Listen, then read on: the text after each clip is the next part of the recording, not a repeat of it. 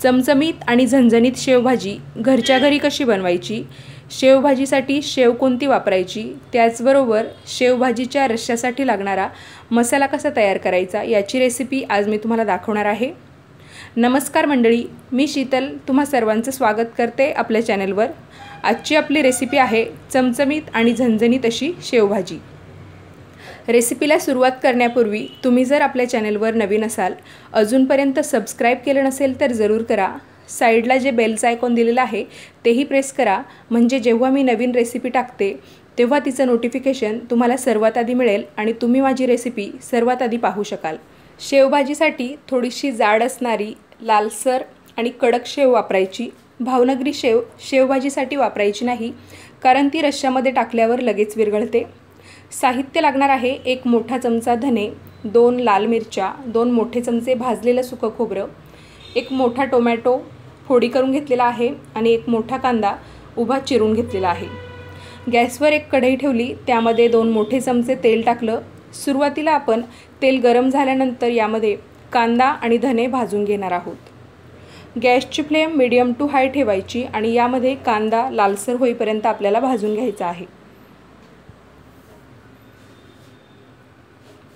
तुम्हाला किती व्यक्तींसाठी ही भाजी बनवायची आहे त्यानुसार तुम्ही हे साहित्य कमी जास्त करू शकता। कांदा लवकर भाजून व्हावा म्हणून यामध्ये आपण अर्धा छोटा चमचा मीठ टाकणार आहोत।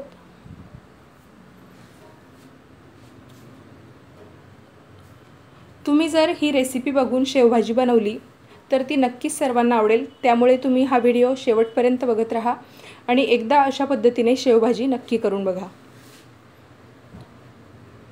5 ते 7 मिनिटासाठी हा कांदा आपल्याला छान लालसर होईपर्यंत भाजून घ्यायचा आहे।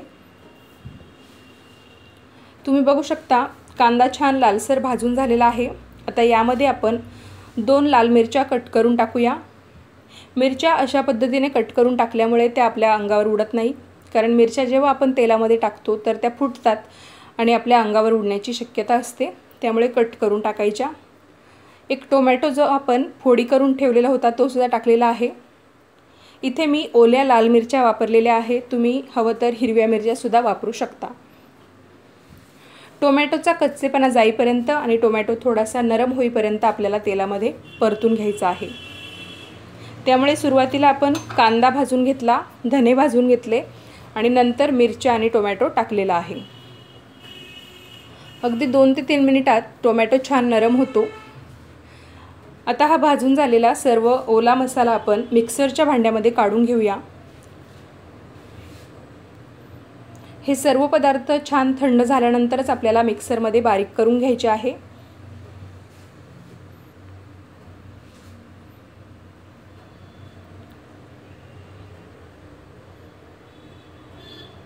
कांदा, टोमॅटो, लाल मिरच्या आणि धने आपण मिक्सरच्या भांड्यामध्ये छानपैकी भाजून काढून घेतलेले आहे। यामध्ये आपण 2 मोठे चमचे भाजलेलं सुकं खोबरं टाकूया। तुम्ही जर सुकं खोबरं आधीच भाजून ठेवत नसाल तर जेव्हा कांदा टोमॅटो भाजून घेतलं तेव्हाच खोबरंसुद्धा भाजून घेऊ शकता। शेवभाजीच्या रश्श्याला छान बाइंडिंग यावी म्हणून इथे मी 1 मोठा चमचा जाड शेव घेतलेली आहे।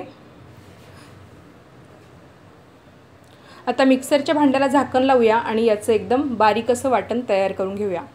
टोमॅटो आणि कांदा असल्यामुळे हे वाटण बनवताना पाण्याची गरज पडत नाही, पण तुम्हाला जर वाटलं की वाटण थोडंसं घट्ट होतंय तर पाण्याचा वापर तुम्ही करू शकता। कढईमध्ये पहिलं तेल शिल्लक होतंच जेव्हा आपण कांदा टोमॅटो भाजून घेतलं तेव्हा, त्यामुळे इथे मी 1 चमचा तेल फक्त टाकलेला आहे। हे तेल छान गरम झालं की गॅसची फ्लेम एकदम कमी ठेवायची। सुरुवातीला यामध्ये अर्धा छोटा चमचा जिरे टाकायचे आहे। यानंतर टाकूया 1 चमचाभर आलं लसणाची पेस्ट, कढीपत्त्याची पानं टाकूया 7 ते 8। आलं लसणाचा कच्चेपणा जाईपर्यंत फोडणीमध्ये ते छान परतून घेऊया।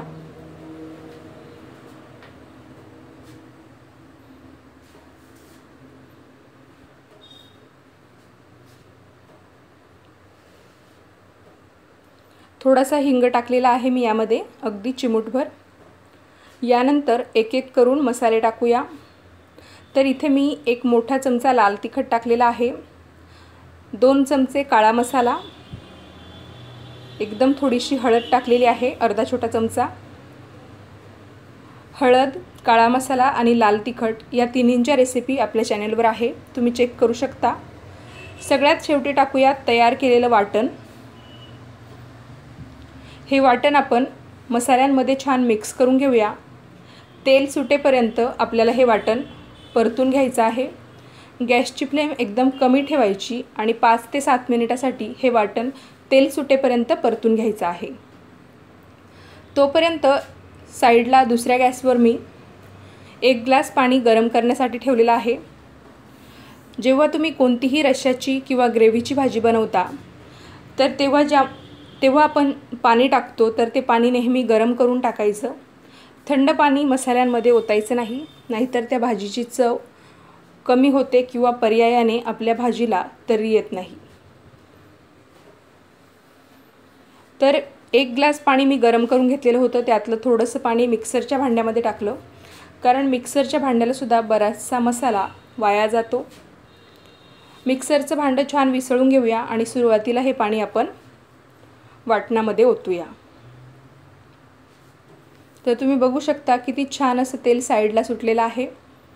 एवढं पाणी टाकल्यानंतर सुरुवातीला आपण वाटण व्यवस्थित पाण्यामध्ये मिक्स करून घेऊया। तुम्हाला किती व्यक्तींसाठी भाजी बनवायची आहे त्यानुसार तुम्ही रश्श्याचं प्रमाण कमी जास्त करू शकता, त्यानुसार पाणी ॲड करू शकता। तर राहिलेले जे अर्धा ग्लास पाणी आहे ते मी यामध्ये ओतलेलं आहे। गॅसची फ्लेम एकदम कमी ठेवायची आहे आणि छान अशी उकळी या रश्श्याला काढून घ्यायची आहे। तर 5 मिनिटानंतर तुम्ही बघू शकता या रश्श्याला छान उकळी आलेली आहे। मीठ आपण जेव्हा कांदा भाजतो तेव्हा टाकलेला आहे। यामध्ये आपण शेवसुद्धा टाकणार आहोत, तर शेवेमध्ये सुद्धा मीठ असतं, त्यामुळे बेतानेच मीठ या रश्श्यामध्ये टाकायचं आहे, नाहीतर भाजी खारट होऊ शकते।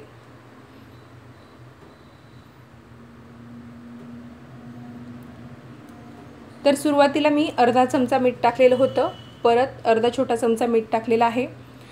व्यवस्थित एकदा मिक्स करून घेऊया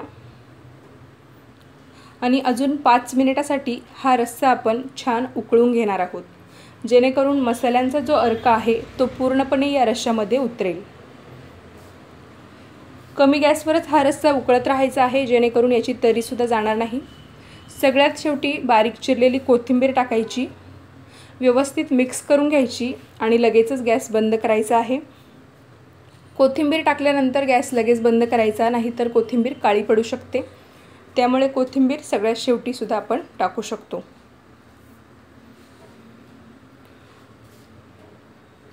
गॅस बंद केल्यानंतर 5 मिनिटांनी तुम्ही बघू शकता की या शेवभाजीच्या रश्श्याला तरी किती छान आलेली आहे ते।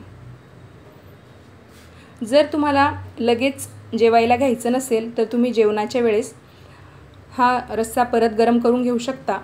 तर इथे मी ताटामध्ये पोळी घेतलेली आहे, त्याचबरोबर बारीक स्लाइस केलेला कांदा घेतलेला आहे, लिंबाची फोड,